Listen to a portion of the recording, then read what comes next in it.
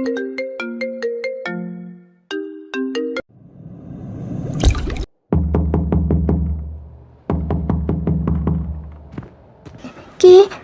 কে ওখানে?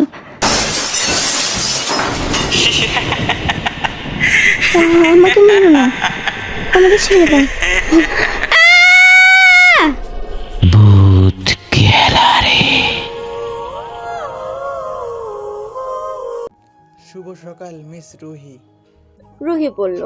শুভ সকাল sir. Sir বলল, কোথায় আপনি? জি স্যার, বাসায় আছি। সকালে প্রেস নিউজটা দেখেছেন? জি স্যার। এবার স্যার রেগে গিয়ে বলল, তো বাড়ি বসে কি বিয়ের সানাই বাজাচ্ছেন? এই খুনগুলোর রহস্য উদ্ভাবনের দায়িত্ব আপনাকে দেওয়া হয়েছে। আশা করি সব কেসের মতো এটাও অতি দ্রুত শেষ করবেন। আর এই কেসের জন্য আপনাকেই নির্বাচিত করা হয়েছে। দ্রুত থানায় যান আর নিজের দায়িত্ব পালন করুন। আমি সকল কাগজগুলো পাঠিয়ে দিচ্ছি। রুহি বলল। হ্যাঁ স্যার, ঠিক আছে।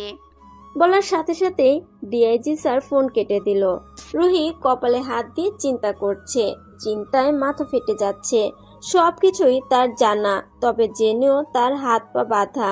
সে কোনো প্রকার অর্ঘের আসল রূপ সকলের সামনে আসতে দিবে না। আবার ওইদিকে ডিআইজি স্যার তার দায়িত্ব পালন করতে বাধ্য করছে। যদি তার কথা শুনে তবে অর্ঘের শাস্তি হবে, আর যদি না শুনে তবে তার চাকরি চলে যাবে, তার জায়গায় অন্য কাউকে বসানো হবে। রুহি মনে মনে ভাবছে, উফ, আর কিছুই ভাবতে পারছি না। আর এই অর্ঘ এখানে ফেললো কেন লাশগুলো? কোনো এক জঙ্গলে ফেললে কি এমন ক্ষতি হয়ে যেত শুনি? ইচ্ছে তো করছে অর্ঘকে ধরে গালে কয়েকটা থাপ্পড় মারতে। একে তো দোষ করেছে, তার উপর বুক ফুলিয়ে সকলের মধ্যে লাশ 3টা ফেলেছে। সরিয়ে ফেললে কি হয় তার সে কি বোঝে না এতে পরবর্তীতে সমস্যা হবে? এখন উপায় একটাই, অর্ঘকে ডাকা। আর অর্ঘ তো পারে অতীতে যেতে, এখন সেই পারবে এগুলোকে ধামাচাপা দিতে। হঠাৎ জানলা দিয়ে কিছু একটা উড়ে আসলো। পেছন দিকে তাকিয়ে দেখলো কাল রাতে সেই বিড়ালটা এসেছে। হ্যাঁ, এটা সেই অর্ঘবাবুর প্রিয় বিড়াল। রুহি হাত বাড়ালো, সাথে সাথে বিড়ালটা রুহির কোলে উড়ে বসলো। লম্বা ধবধবে সাদা পশমওয়ালা বিড়াল, হাতে পেয়ে গায়ে হাত বুলিয়ে আদর করছে। হঠাৎ বিড়ালটা রুহির কোল থেকে উড়ে গেল, উড়ে গিয়ে সামনে থাকা সোফার উপর গিয়ে বসলো। তবে সোফার উপরে না, বিড়ালটা অদৃশ্য কিছুর উপর বসেছে। হঠাৎ একটা কণ্ঠের শব্দ হলো। সামান্য এই বিষয় নিয়ে এত চিন্তার কিছু নেই। রুহি অবাক হয়ে বলল। আপনি কি অর্ঘ? অদৃশ্য কণ্ঠটা আবার নিজের রূপে আসলো এবং বলল, হ্যাঁ, আমি অর্ঘ।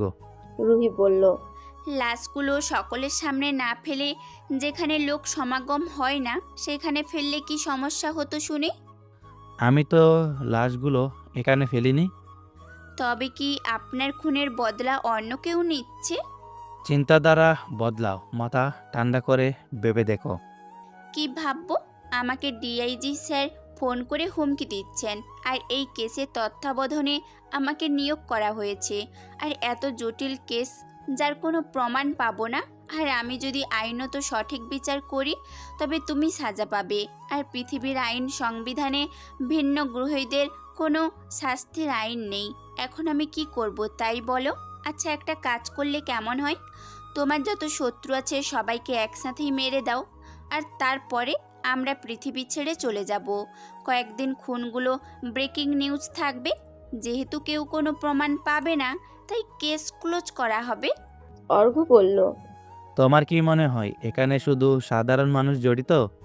যদি তাই হয় তবে এক রাতেই আমি সবাইকে মেরে ফিরে যেতাম। তুমি যত সহজে বিষয়টা নিয়ে ভাবছো, বিষয়টা তত সহজ না। তোমার মায়ের মৃত্যুতে তোমার মতো কোনো ভিন্ন গ্রহী জড়িত তাই বোঝাতে চাচ্ছ? বোঝাতে চাচ্ছে না, একদম তাই। আমি কাল রাতেই সবাইকে শেষ করে দিতাম। আচ্ছা চলো, তোমাকে তাদের কাছে নিয়ে যাই। বলেই অর্ঘ উঠে রুহির কাছে আসলো।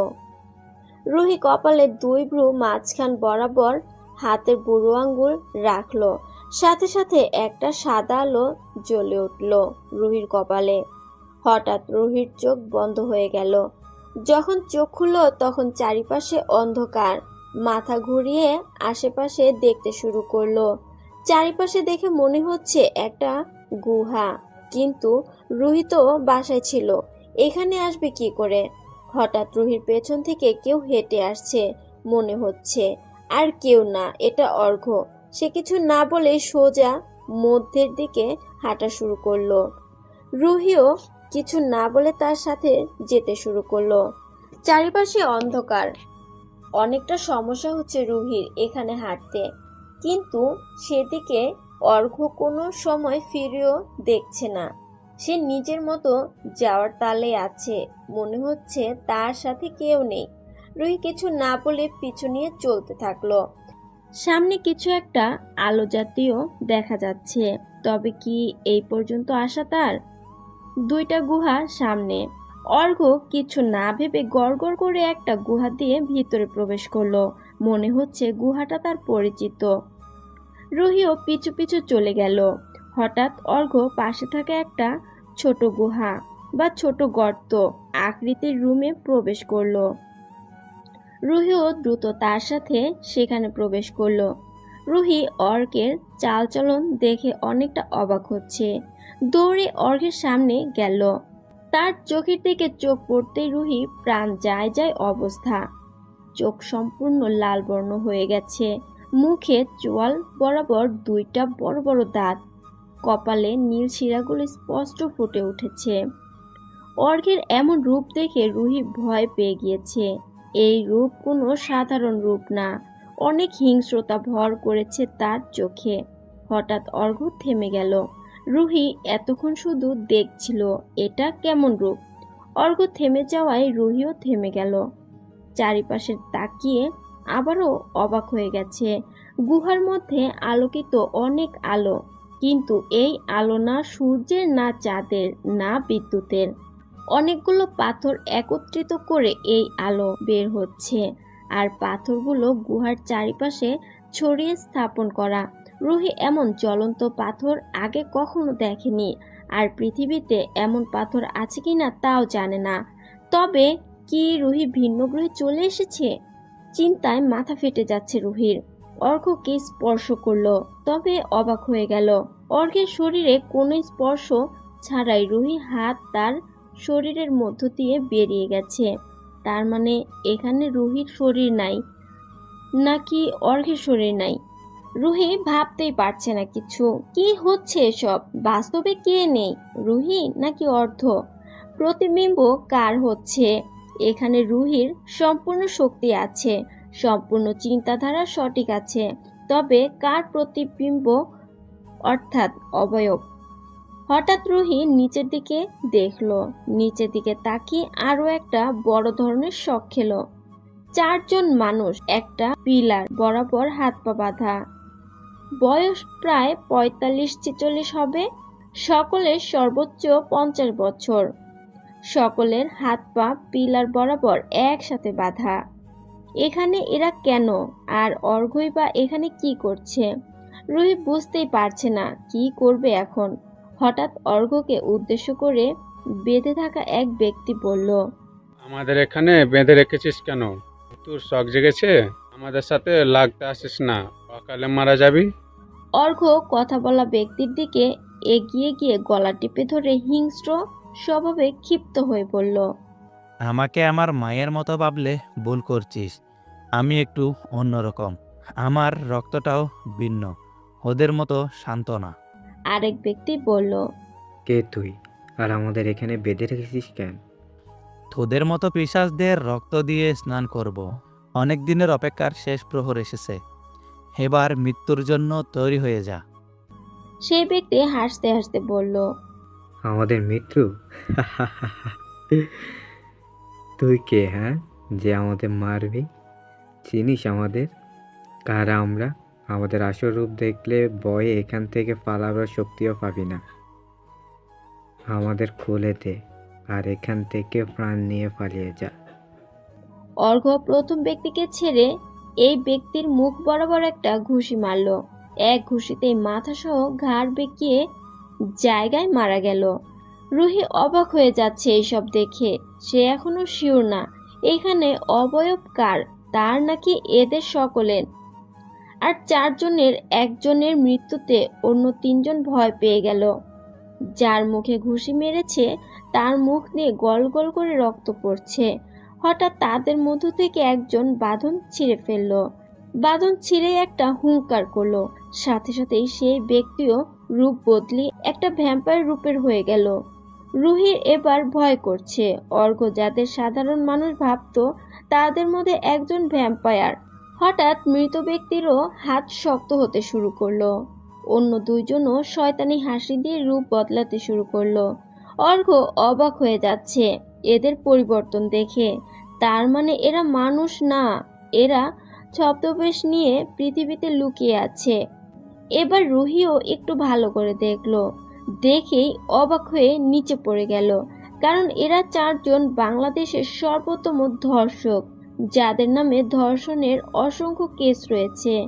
আর যে সকল পুলিশ কর্মকর্তাদের এই সকল কেসের দায়িত্ব দেওয়া হয়েছিল, তারা কোনো সঠিক প্রমাণ জোগাড় করতে না পারায় তাদেরকে চাকরি থেকে বরখাস্ত করা হয়। অনেকে কোনো কিছু না বলে নিজেরাই রিজাইন লেটার দিয়ে চলে গেছে, কারণও বলেনি, শুধু বলেছিল এদের পেছনে পড়লে মৃত্যু নিশ্চিত। এমনকি অনেক অফিসার এই সকল রেপ কেস সন্ধান করতে গিয়ে মারা গিয়েছে, তাদের মৃত্যুর কোনো প্রমাণ পাওয়া যায়নি। এরা এতটাই নির্মম ধর্ষণ করে, তার রক্তশূন্য দেহ রেখে চলে যায়। হঠাৎ রুহির ভাবনার জগৎ থেকে ফিরে শুনতে পেল 4 জন ভ্যাম্পায়ারদের মধ্য থেকে একজন ভ্যাম্পায়ার বলল, আমি জানতাম তুই আসবি তোর মায়ের বদলা নিতে, আর তুই তো প্রথমেই ভুল করেছিস আমাদের 3 মানুষ বন্ধুকে মেরে। অবশ্যই না মারলে আমরাই মারতাম, কারণ আমাদের পরিচয় তারাই জানতো। কিন্তু তুই একটু সহজ করে দিলি। আচ্ছা, তুই আবার প্রেমে পড়েছিস তাই না? ভবিষ্যতে এমনটা হওয়ার কথা ছিল। ভাবছিলাম তোর নাগরকে মেরে দেব, কারণ তাকে বাঁচানোর জন্য তুই নেই। আর যখন তোর নাগর ছাড়া তোকে মারবো তখন একটু কম মজা হবে। আর তুই তো ভালো করে জানিস আমরা কেন ভ্যাম্পায়ার রাজ্য থেকে চলে এসেছি।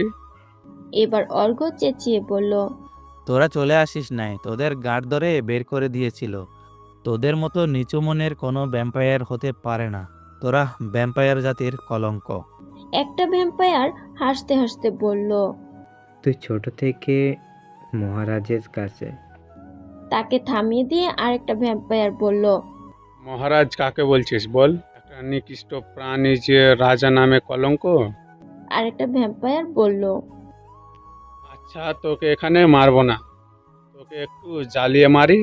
বলেই হঠাৎ করে 4 জনই অদৃশ্য হয়ে গেল। রুহি নিজের হাতের দিকে তাকিয়ে দেখলো হাতগুলো অস্পষ্ট হয়ে যাচ্ছে। হঠাৎ রুহির চোখ খুলল, চোখে ঘোর ঘোর দেখছে। তার সামনে অর্ঘ্য বসে আছে, তার কোলে বিড়ালটা। রুহির চোখ মেলে তাকাতেই বিড়ালটা নেমে অর্ঘ্যের কোলে চলে গেল। রুহি বলল। আমি কোথায় ছিলাম? অর্ঘ্য বলল। কাল রাতে আমিও ওখানে ছিলাম, তোমাকে একটু অতীত দেখালাম। রুহি বলল।